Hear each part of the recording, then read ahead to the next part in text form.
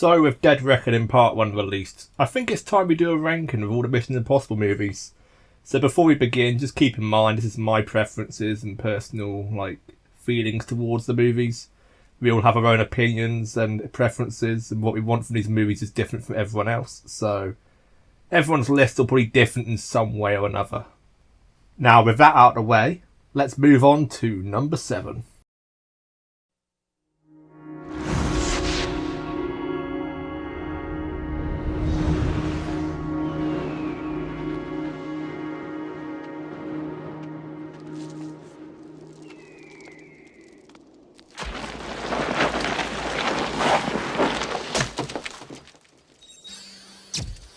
Agent located.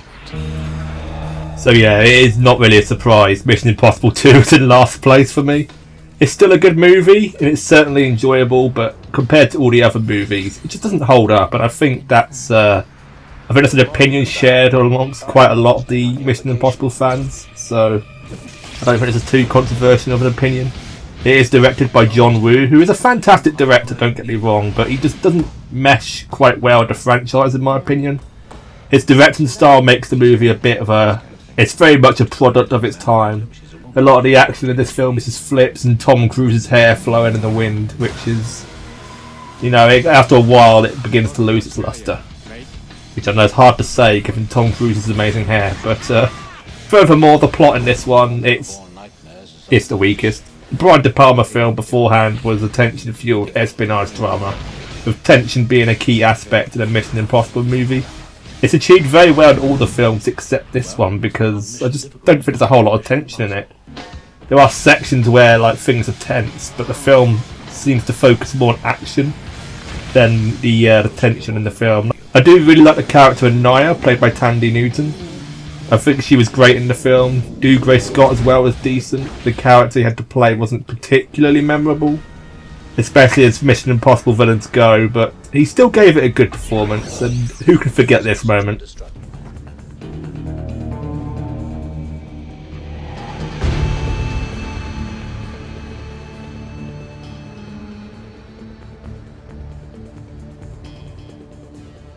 All in all, it's a pretty good film, but just compared to the rest of the franchise, it doesn't hold up very well.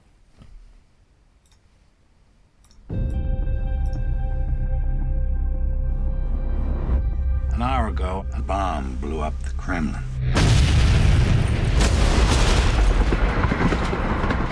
The president has initiated Ghost Protocol. The entire IMF has been disavowed. Now I've been ordered to take you to Washington, where they will hang the Kremlin bombing on you and your team, unless you were to escape after assaulting Brandt and me. But if any one of your team is caught, they will be branded terrorists, out to incite global nuclear war. Now, this might come as a surprise to some people. I know a lot of people love this one, but for me, it comes in 6th place. And that is Ghost Protocol, which was directed by Brad Bird, so some of you may know him for directing the Incredibles movies. I know a lot of people love Ghost Protocol, a lot. This movie does seem to be one of the favourites, but it's just not one I come back to all that often. I think the biggest flaw was the villain. He's just forgettable and easily the weakest villain in the franchise. It's a shame because you've got a great actor playing him. I'm going to butcher his surname here, but Michael Nickvis? I'm sorry, I've got that ruined. But yeah, we got him playing him. He's from John Wick. But the script lets him down and the villain just sort of fades into obscurity for the film. After all, nuclear war for the sake of nuclear war isn't very memorable, especially when you've got the various villains across years of cinema that have similar motivations. It's something we've seen before and just doesn't bring anything new to it at all. I also feel like the lack of Luther in this film was a bit detrimental, because it's a bit odd that he's not in it. He doesn't show up until the end scene, but Luther has always been that rock for Ethan to rely on. He's always been the guy that gives the important pep talk and stuff, so to see him not in the film is obviously, it throws the balance off a little bit. He's more or less Ethan's best friend, and so yeah, it's odd to see him not in this one a whole lot, except for the end scene. But it gives Benji more to do, which is good. We like Benji. On to the positives. Jeremy Renner, I've got to say, he's definitely a standout in this film. I remember not liking his character when I first watched it, but he's definitely grown on me over the last decade since the film came out. I think he's better in Rogue Nation, personally. Just, he feels like he's come into his own a bit more there. But he's still a very well-rounded character in this one, and the unspoken tension between him and Ethan regarding Julia just adds a lot more details to their relationship and also the team dynamic. And lastly, every gadget breaking down in this film just made it even more interesting to me. Due to Ghost Protocol being initiated, the IMF is shut down and the gadgets all begin malfunctioning throughout the film. This ranges from the self-destructing telephone box not destructing, the gloves malfunctioning when Ethan's climbing the Burj Khalifa, which is the big stunt in this film. And there's a couple of other examples, like the mask thing destroying, but it adds a very interesting unpredictability to the film, which is fun, but aside from that, I don't really have many complaints. It's just not one I come back to in terms of the Mission Impossible movies. I just prefer the next 5.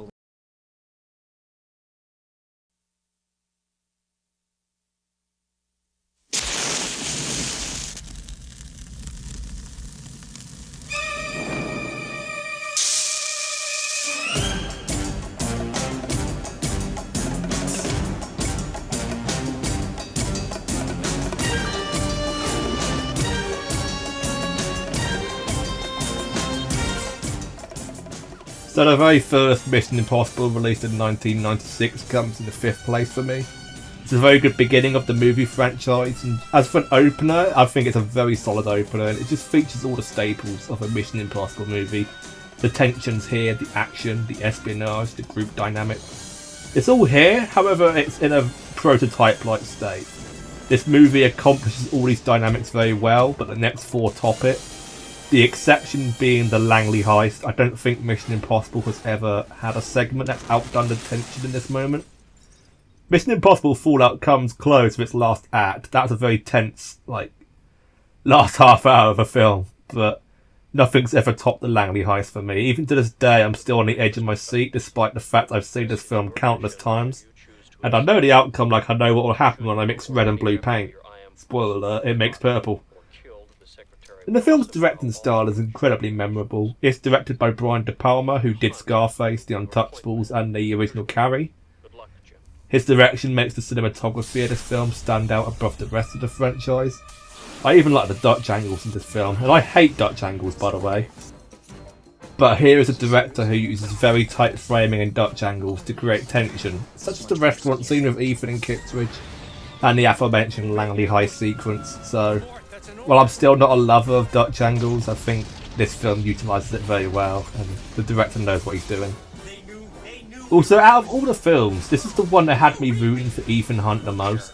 Don't get me wrong, I'm always rooting for him in every film, but in this one he just feels the most human, the most relatable.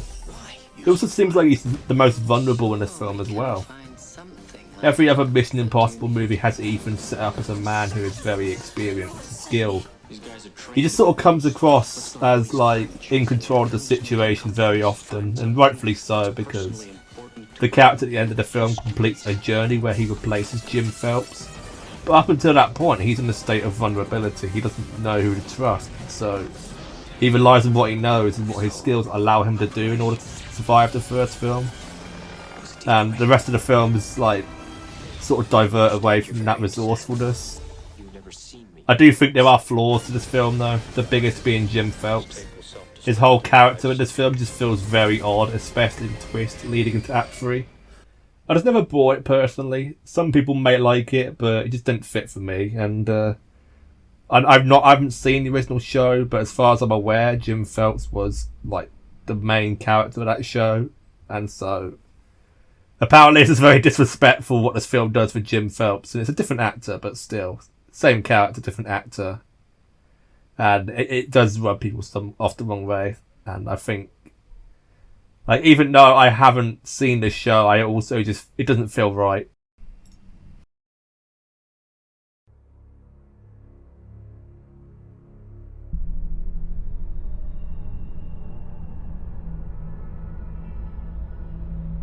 Who are you?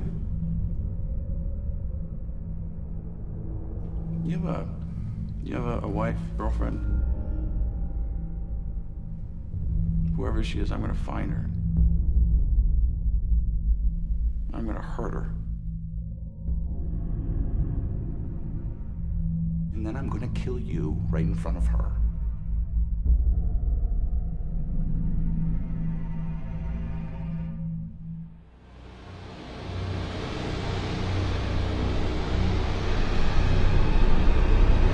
Despite being directed by one of the many hands that muddied the Star Wars franchise beyond repair, Mission Impossible 3 comes in the 4th place. Now, J.J. Abrams jokes aside, I think he does a very strong job here. Definitely leaves an impression on us with this one. Not as memorable as Brian De Palma or Christopher McQuarrie, but the way the film is shot makes it seem so distinctly early 2000s. But also it gives the movie a more serious tone than the previous two with its use of blues and colour grading. I think I'd be underselling this film by saying this, but it reminds me a bit of the Michael Bay Transformer movies with its colour grading. Which makes sense as all the action movies in that era sort of had that blue tint with yellow lighting going on. And both of these films were released a year apart, like the first Transformers and this Mission Impossible. So, in all, I think it made this film stand out visually, and I think it accomplishes it better than the first Transformers movie.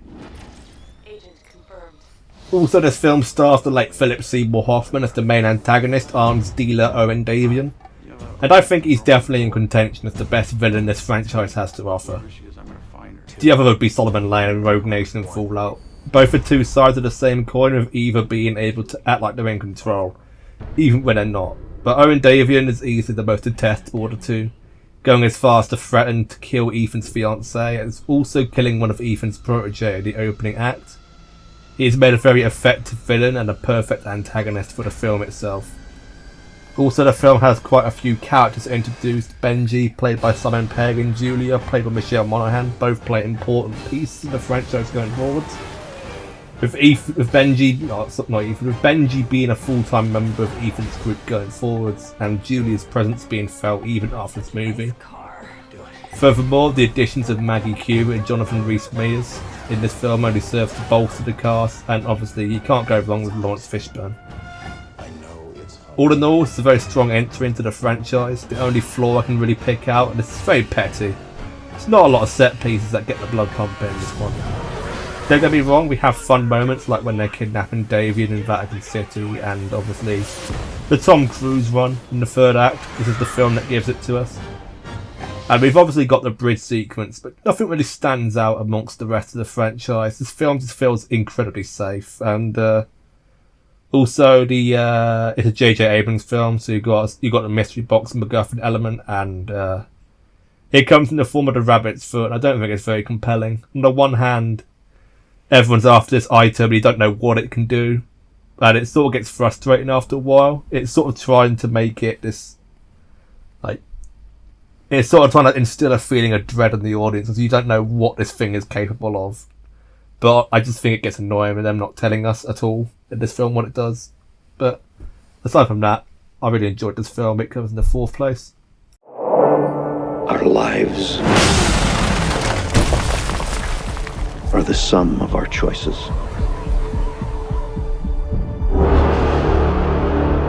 And we cannot escape the past. Ethan, this mission of yours is gonna cost you dearly. So the newest Mission Impossible film sits comfortably in 3rd place. Not quite as good as Fallout and Rogue Nation, but still a very fun time. The biggest positive I can throw this film's way is the fact that it remains a very satisfying conclusion by the end of the film. Despite being set up for part 2, this is very conclusive for the first part, and considering we've had Fast X and Across the Spider-Verse, which both sort of just pick a point and end, this film has a very solid ending that didn't make me yell fuck off when the credits came on, so that's a bonus. Also, this film brings in some new characters. We've got Pom Klementieff, if I'm pronouncing that right, and she just looks like she's having so much fun in this film. The character has a very interesting arc as well, and I see her on the cast for part 2, so if she returns, I'll be interested to see where they go with her character. Haley Atwell is another fun addition to the cast, and she acts as a very fun foil to Ethan Hunt, with her being a thief and him being an agent. It definitely mirrors the relationship between Ethan and Naya in the second film, Ethan. except without the romance. I don't think there's any romantic tension between these two characters. The relationship has a very fun mentor-student vibe to it instead. Definitely an interesting addition to the franchise for sure. I do feel like she's sort of like replacing Ilsa a bit too much in this film. It definitely gives us that vibe where, like, I don't want to get into spoilers about it, but yeah, it definitely feels like she's a replacement to Ilsa at times, which is a bit worrying. You don't really see a lot of Ilsa in this film, but I'll get into that in a bit. An addition I'm a little unsure of though is Gabriel. On the one hand, I think he's portrayed very well by Isaiah Morales. And at the moment, he's a very interesting character. What holds him back quite a bit is he just feels artificially placed into Ethan Hunt's backstory. And like, we're 7 films into a franchise at this point, so the fact you've got to do this to make this guy like mean something to the audience is just not particularly enjoyable. It just feels like a very cheap attempt to get us to hate this guy, and there's 2 cheap attempts that make us dislike him. And like, I think it's done because Ethan dislikes him, so we need to dislike him as an audience. But I just think like they do sort of have a moment where he can despise him, even though it's a very cheap moment. I think he could have done without the backstory elements. I do think he's very interesting though as a character. It's just I don't like how he's placed in the story overall. The most interesting aspect of him is that he's basically an AI slave, but with his own agenda to use the AI, which elevates him from just a henchman to a full-blown antagonist. And I'm interested to see if they explain how he came into contact with the AI, because I don't think it's necessarily mentioned throughout, but I'll have to watch it again and find out. My biggest negative for this film, and I've mentioned this already, there's not a whole lot for Ilsa Faust to do in this film. She shows up at the start and she shows up in the back half of the film for a bit, but there's not a whole lot for her to do in this film at all, and it's disappointing. She's a fascinating and complex character, and there's sections of the film where I kind of feel like she should have been involved with. The airport sequence and the train bit at the end are the 2 bits that I'm mainly like thinking of. It may have been a lot of scheduling conflicts. I know Rebecca Ferguson was doing the Dune movies at this point, and she's also got a TV show called Silo on at the moment, which is pretty good. But it's all just speculation. Maybe she just didn't want to do it anymore. Maybe they couldn't think of a way to bring her back. But like in a full-blown fashion, like the Fallout and Rogue Nation. But aside from those 2 issues of the film, I thought it was a very fun time. And considering the summer season's been very disappointing to downright irritating, this film deserves to dominate at the box office. I'm excited to see part 2.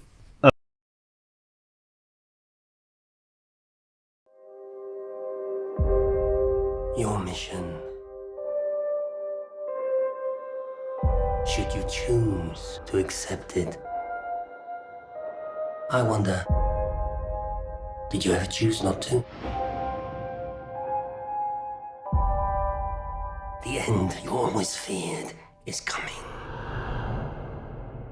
And the blood will be on your hands. The fallout of all your good intentions. I imagine some of you will be a bit surprised by this. Fallout is often regarded as the best in the franchise, and to be honest, I think it is better than Rogue Nation, but I do prefer Rogue Nation just a tiny bit more than Fallout, but both is sort of neck and neck for first place. Either way, like, both are damn near perfect movies, but one has to take the top, and for me at the moment, it's Rogue Nation. But like, ask me any other day, it'll probably be Fallout at the top and Rogue Nation in second place. These 2 films are damn near inseparable for me. Now, going on to Fallout, I do have one issue with it. Angela Bassett's character. Now, I like Angela Bassett, but her character in the film is basically what Alec Baldwin's character was in Rogue Nation. And so her character just feels a bit repetitive. We've had a character like this already in the last film, and she doesn't really do anything different. And then you got Alec Baldwin, who is this basically the same character in the last film, but here in this film he's replaced Jeremy Renner. And like, I think Alec does a very good job in this film, but Angela's character is retreading what Alec did in the last film, and Alec is sort of retreading what like Jeremy Renner's character did in the in Rogue Nation. But It's a bit more different for Alec Baldwin's character. So he definitely doesn't feel like he's copying Jeremy Renner's character in the last one. Yeah, I've forgotten their names, by the way. I've been going through all these films, and yeah, I can't remember every name. Adam Grant. What the hell is he doing? I don't know. So that's Jeremy Renner's name. I don't remember. He's just Jeremy Renner. But yeah, Alec does a very good job in this film. I think he's definitely evolved from Rogue Nation in a pretty fun way. So yeah, but Jeremy Renner's not in this film, so there's going to be a comparison. He's sort of in that similar role that Jeremy Renner was, but there's enough there that's differentiating the two. But aside from Angela Bassett, like character just being the exact same as the Rogue Nation Alec Baldwin, I think this film is flawless. The addition of Henry Cavill and Vanessa Kirby adds two scene-stealing characters, especially Cavill, because when I first watched this in 2018 when it was in cinemas, I only knew him as Superman. So imagine my surprise when he says this. An extraction team with satellite overwatch in a prearranged rendezvous. I'll know as soon as we leave the building. No, I'm staying here. Why'd you have to make this so fucking complicated? Okay, jokes aside, he delivers an amazing performance. I don't think he's on the level of Solomon Lane or Owen Davian, but he's up there for sure and delivers a very strong performance in this film. And you have Vanessa Kirby, who plays Alana Mitsopoulos. Most of us know her as the daughter of Max, who was a character in the very first movie. And she too is a joy to watch in this film, and definitely embodies the traits Max had in the first film, but puts her own spin on it too. That makes her very interesting. She's very much the daughter of Max, you can tell. The returning characters are all great in this one. I don't think I have any complaints. Sure, Luther and Benji's skills overlap a little bit in this one, but Benji gets a lot more field time in this one. He's with Ethan at the start trying to get the plutonium. He's involved in the big twist in the middle of the film, which has like 3 twists in one scene, which I thought was insane. And then he's obviously involved in the fight against Lane in the third act, so I think it's fine. Ilsa is in a very interesting position as she's still under the thumb of MI6 and is tasked to kill Lane, while Ethan is tasked with capturing Lane. It's an interesting setup, and while the two do team up again for the third act, which of course they would, they both see the bigger picture. I think the small section where these two have to go against one another is pretty entertaining. Goes to build on Ethan and Ilsa's relationship as well. Solomon Lane returns and is arguably more menacing in this one than he was in Rogue Nation. I'll get to him in a bit in that one, but for this one he's a lot more... Like the first one he's a bit more subdued. In this one he's still quite subdued, but it's a bit more of a cultist aspect to him. It makes him a little bit more unnerving. And of course the stunts and action sequences in this film are just incredible. There's the bathroom fight, the Paris chase, the Lane breakout, the entire third act, Tom Cruise breaking his ankle for our entertainment.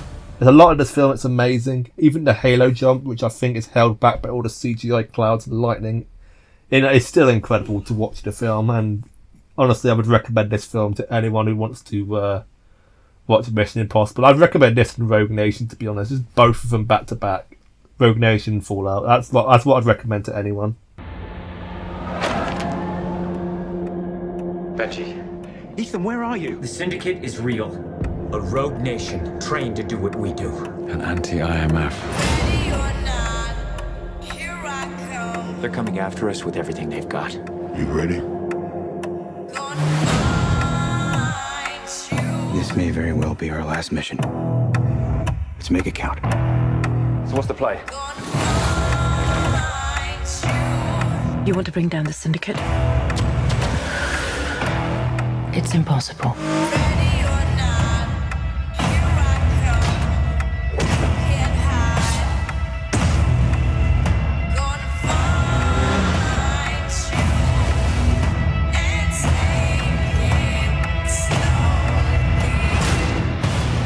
How do you know we can trust her? Desperate times. Desperate measures. Yeah, as we all know, my first place is Rogue Nation. I don't really have any issues with this film except for one very goofy line. And this franchise is known for goofy lines every now and again, but usually they're earned. Like when Tom Cruise says mission accomplished in Ghost Protocol. But this line has the same laugh out loud energy as all the cast of Halloween Kills when they're talking about Michael Myers. And here it is. Sir, I urge you not to leave this road. Excuse me. Please. Hunt is uniquely trained and highly motivated. A specialist without equal, immune to any countermeasures. There is no secret he cannot extract, no security he cannot breach, no person he cannot become. He has most likely anticipated this very conversation and is waiting to strike in whatever direction we move. Sir, Hunt is the living manifestation of destiny, and he has made you his mission. Now, aside from that silly line, the only other gripe, and it's a very minor thing, but the most memorable sections of the film are very front-loaded. The opening set piece, the plane, the underwater section in Casablanca, which is one of the most tense moments in the franchise, and it goes straight from that to a car chase, from that to a motorcycle chase. The back half is just lacking some sort of set piece near the end of the film. Does it need it? Probably not. I think it's a very interesting way to end it. It's a bit more of a reserved ending to a Mission Impossible movie. But it does sort of feel quite front-loaded at the start. But ignoring those two very minor and very petty grievances, I think this film does so much well. I've hyped these two characters up, but I'll go into detail from here. Solomon Lane, Ilsa Faust, they're both introduced in this film, both of which make their presence felt during this and Fallout, and both are just fascinating characters to watch. Solomon Lane serves as the primary antagonist of the film and is played by Sean Harris, who I recently watched a film called Possum, which was absolutely horrifying and also managed to depress me for weeks on end. That's the review I'll have to do at some point, but in here he's playing a character that's reserved, calculating, menacing, and always has this eerie calmness about him that makes him seem emotionally detached from what's going on. I'm not saying he's emotionless and robotic, but it's a very subtle performance that makes him terrifying. Equally as terrifying as Owen Davian from Mission Impossible 3, but in a different way. And obviously Ilsa Faust, Rebecca Ferguson, is just the MVP of this film. I think this is the best storyline because you find yourself captivated by this character who on a first viewing is incredibly mercurial. She's one of Lane's operatives, but she's sort of undercover and working for MI6, and her handler just doesn't give a shit about her. You care so much for whether this character gets out alive or not, but you also don't know whether to trust her or not, and I think that's what makes her a very compelling character in this film especially. The stunts in this film, which I've touched on already, they're all brilliant, and I'm going to say this now. I know he'll never watch this, but Tom Cruise, please don't die while doing these stunts. I'm not kidding, after rewatching all these movies and looking at the various behind the scenes clips, I'm amazed he's still alive. He's had a knife inches from his eye, he's free soloed up a cliff, he's climbed the Burj Khalifa, he's hung onto the side of a plane that was taking off, he's held his breath for 6.5 minutes, and he's ridden a pissing motorbike off a cliff and landed using a parachute. You know how in Infinity War, where Doctor Strange views every possible future for their battle with Thanos, every possible outcome? How many outcomes are there where Tom Cruise is alive today? Because whenever people say Tom Cruise is one of the best action heroes of all time, I think he earns that more than any actor working in Hollywood at the moment. I think the closest would be Keanu Reeves, but like, he just puts in so much effort for the entertainment of the viewer, and I think that's what makes the Mission Impossible franchise so entertaining. But yeah, before I end this, there's one last bit I'm going to gush about, and I've not scripted this part, but this is one of my favourite segments of any Mission Impossible movie, and that is the Opera House section in Vienna, which is honestly chef's kiss. I think it's got this huge. If any of you have played Hitman, it reminds me so much of that Paris mission in Hitman where you're going around.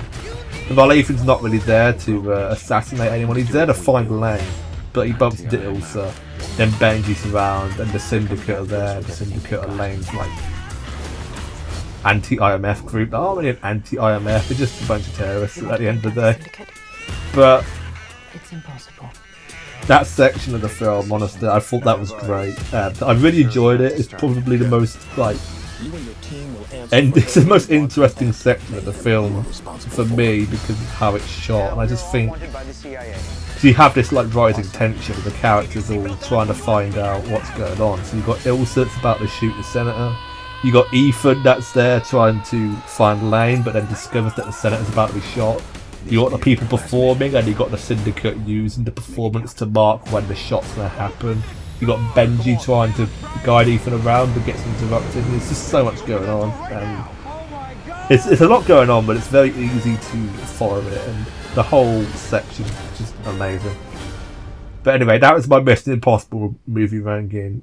It's a very fun list to make because all the movies here, save for Mission Impossible 2, are all amazing movies. I reckon when I redo the list after Dead Reckoning Part 2 is out, we'll see some changes. Maybe Ghost Protocol will go up and everyone will be happy with me for putting it up there.